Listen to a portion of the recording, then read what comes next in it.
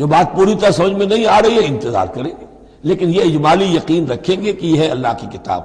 آمنا بہ کل من عند ربنا وما یذکر الا اولو الالباب، لیکن یہ صحیح روش اور یہ نصیحت نہیں حاصل کر سکتے مگر وہی کہ جو ہوش مند ہے، عقل مند ہے۔ اور سب سے بڑی ہوش مندی یہ ہے کہ انسان اپنی عقل کی لیمیٹیشنز کو جان لے، میری عقل کی حدود کیا ہیں، عقل کہاں تک جا سکتی ہے۔ اگر انسان اپنی عقل کی حدود کو نہیں جانتا تو وہ پھر اولو الالباب میں سے نہیں ہے۔ عقل بڑی شے ہے لیکن یہ کہ اس کی حدود ہیں، ایک حد سے آگے یہ عقل تجاوز نہیں کر سکتی۔ گزر جا عقل سے آگے کہ یہ نور چراغ راہ ہے، منزل نہیں ہے۔ منزل تک پہنچانے والی شے جو ہے وہ عقل نہیں ہے، وہ قلب پہنچائے گا، لیکن یہ کہ بہرحال عقل ایک روشنی دیتی ہے، حقیقت کی طرف اشارے کرتی ہے۔ ربنا لا تزغ قلوبنا بعد اذ ہدیتنا، اور ان کا یہ قول ہوتا ہے اولو الالباب کا، اے رب ہمارے دلوں کو کج نہ ہونے دیجو اس کے بعد کہ تو نے ہمیں ہدایت دے دی ہے۔ وہب لنا من لدنک رحمہ، اور ہمیں تو خاص اپنے خزانہ فضل سے رحمت عطا فرما، انک انت الوہاب، یقیناً تو ہی سب کچھ دینے والا ہے، تیری بارگاہ سے ملے گا۔ ربنا انک جامع الناس لیوم لا ریب فیہ، اے رب ہمارے یقیناً تو جمع کرنے والا ہے لوگوں کو اس دن جس دن میں کوئی شک نہیں ہے، قیامت کا دن، یوم القیامہ۔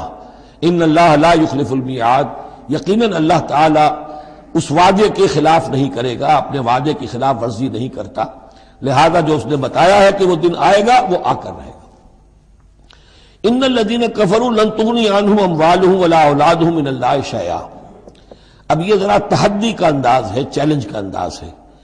زمانہ نزول کے اعتبار سے آپ نے نوٹ کر لیا کہ یہ سن 3 میں نازل ہو رہی ہے سورہ مبارکہ غزوہ احد کے بعد، لیکن یہ کہ یہ رکوع جو ہے اس کے بارے میں گمان غالب ہے کہ یہ غزوہ بدر کے بعد نازل ہوئی ہے۔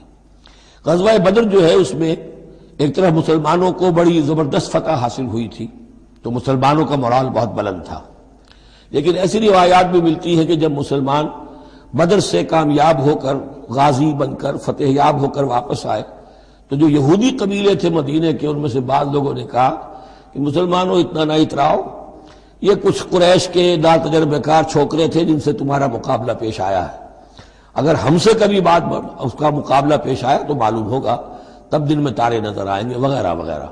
تو اس پس منظر میں یہ الفاظ کہے جا رہے ہیں کہ نہیں، تمام کفار اسی طریقے سے آخر کار زیر ہوں گے اور اللہ کے دین کو غالب ہونا ہے، واللہ غالب علی امرہ ولکن اکثر الناس لا یعلمون۔ ان الذین کفروا لن تغنی عنہم اموالہم ولا اولادہم من اللہ شیئا، یقیناً جن لوگوں نے کفر کی روش اختیار کی ہرگز نہ بچا سکیں گے انہیں نہ ان کے مال نہ ان کی اولاد اللہ سے کچھ بھی۔ وَأُولَٰئِكَ هُمْ وَقُودُ النَّارِ، اور وہ تو سب کے سب آگ کا ایندھن بنیں گے۔ کداب آل فرعون، تمہاری تو حیثیت ہی کیا ہے، چپندی کا شوربہ۔ آل فرعون کا معاملہ یاد کرو، ان کے ساتھ کیا ہوا تھا، شہنشاہ اور بڑے لاؤ لشکر والا، وفرعون ذی الاوتاد، کداب آل فرعون والذین من قبلہم، اور اسی پر کیا اس سے پہلے ثمود اور عاد جیسی قومیں زبردست جو ہیں اسی جزیرہ نما عرب میں رہی ہیں۔ کذبوا بآیاتنا، انہوں نے بھی ہماری آیات کو جھٹلایا تھا۔ فاخذہم اللہ بذنوبہم، تو اللہ نے پکڑا ان کو ان گناہوں کی پاداش میں۔ واللہ شدید العقاب، اور اللہ سزا دینے میں بہت سخت ہے۔ قل للذین کفروا، اے نبی کہہ دیجئے ان لوگوں سے جو کفر کی روش اختیار کر رہے ہیں، ستغلبون وتحشرون الی جہنم، تم سب کے سب مغلوب ہو کر رہو گے، دنیا میں مغلوب ہوگے اور پھر جہنم کی طرف گھیر کر لے جائے جاؤ گے۔ وبئس المہاد، اور وہ بہت برا ٹھکانہ ہے۔ قد کان لکم آیۃ فی فئتین التقطا، تمہارے لیے ایک نشانی آ چکی ہے ان دو گروہوں میں جو آپس میں جنہوں نے جنگ کی، یعنی بدر کی جنگ ہوئی، اس میں ایک طرف مسلمان تھے ایک طرف مشرکین مکہ تھے، تمہارے لیے نشانی موجود ہے۔ قد کان لکم آیۃ فی فئتین التقطا، فئۃ تقاتل فی سبیل اللہ، اس میں سے ایک جماعت وہ تھی، ایک گروہ وہ تھا جو اللہ کی راہ میں جنگ کر رہا تھا، وأخری کافرۃ، اور دوسرا گروہ جو ہے وہ کافر تھا۔ یرونہم مثلیہم رأی العین، وہ دیکھ رہے تھے اپنی آنکھوں سے کہ ان سے دگنے ہیں۔ اب اس کے کئی معنی کیے گئے ہیں، ایک یہ بھی ہے کہ مسلمانوں کو تو کھلا نظر آ رہا تھا کہ ہم سے دگنی فوج ہے، بلکہ 3 گنی تھی۔ بعض روایات میں ایسا بھی آتا ہے کہ کہ اللہ تعالیٰ نے کفار پہ ایسا روب طاری کر دیا تھا غزوہ بدر میں کہ انہیں نظر یہ آ رہا تھا کہ مسلمان ہم سے دگنے ہیں. تو ایسا ہو جاتا ہے انسان کی سماعت اور بصارت پر ایسا اثر ہو جائے، تو اللہ تعالیٰ نے یہ کیا. وہ بھی بعض روایات ہیں. واللہ یؤید بنصرہ من یشاء، اور اللہ تائید فرماتا ہے اپنی نصرت سے جس کی چاہتا ہے. ان فی ذلک لعبرۃ، اس میں یقیناً ایک عبرت ہے، سبق آموزی ہے. لأولی الابصار، لیکن یہ عبرت اور سبق آموزی صرف ان کے لیے ہوتی ہے کہ جو آنکھیں رکھتے ہوں، جن کے اندر جو ہے دیکھنے کی صلاحیت موجود ہو. اب یہ آج بڑی اہم آ رہی ہے فطرت انسانی کے اعتبار سے.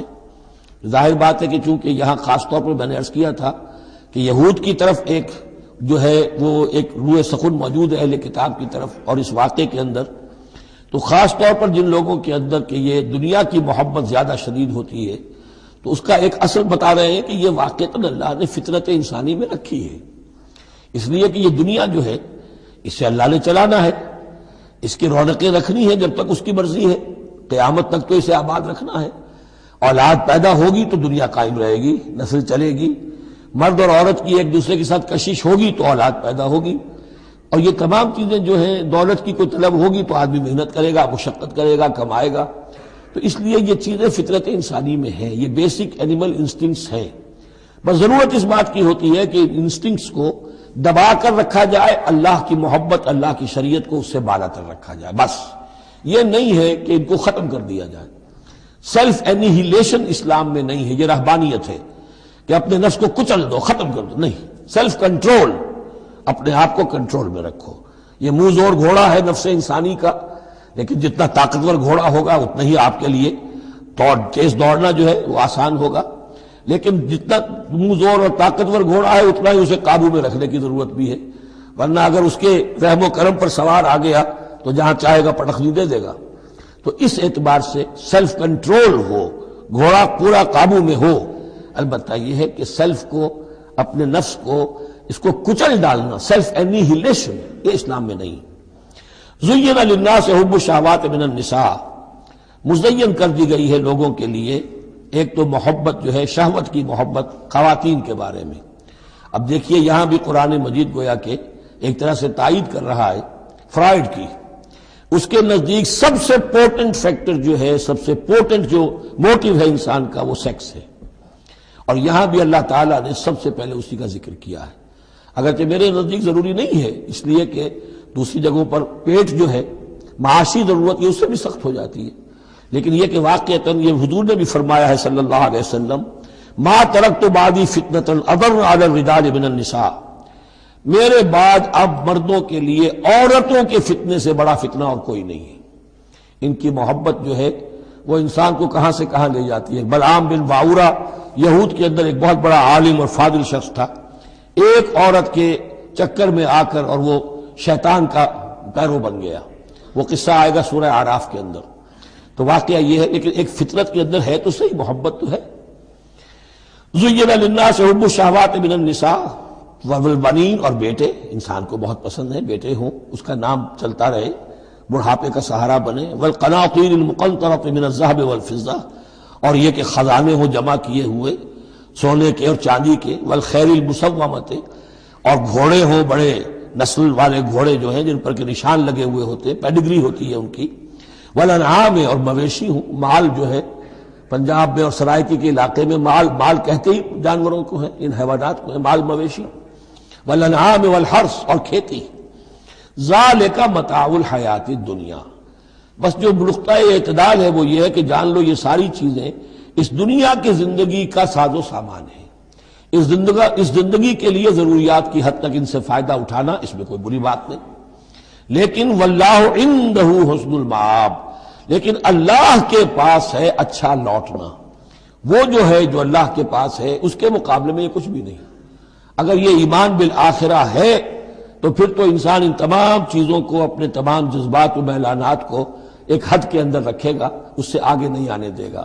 لیکن اگر ان میں سے کوئی ایک شے بھی اتنی زوردار ہو گئی اس کی محبت کہ آپ کے دل کے اوپر اس کا قبضہ ہو گیا تو بس آپ گئے. اب وہی ند ہے، وہی اب آپ کا معبود ہے، چاہے وہ دولت ہو، چاہے وہ کوئی اور شے ہو، وہ اب آپ کا معبود بن جائے گی. قل انبئکم بخیر من ذالکم، ان سے کہیے کہ کیا میں تمہیں بتاؤں کہ ان تمام چیزوں سے بہتر شے کون سی ہے؟ للذین اتقوا عند ربہم جنات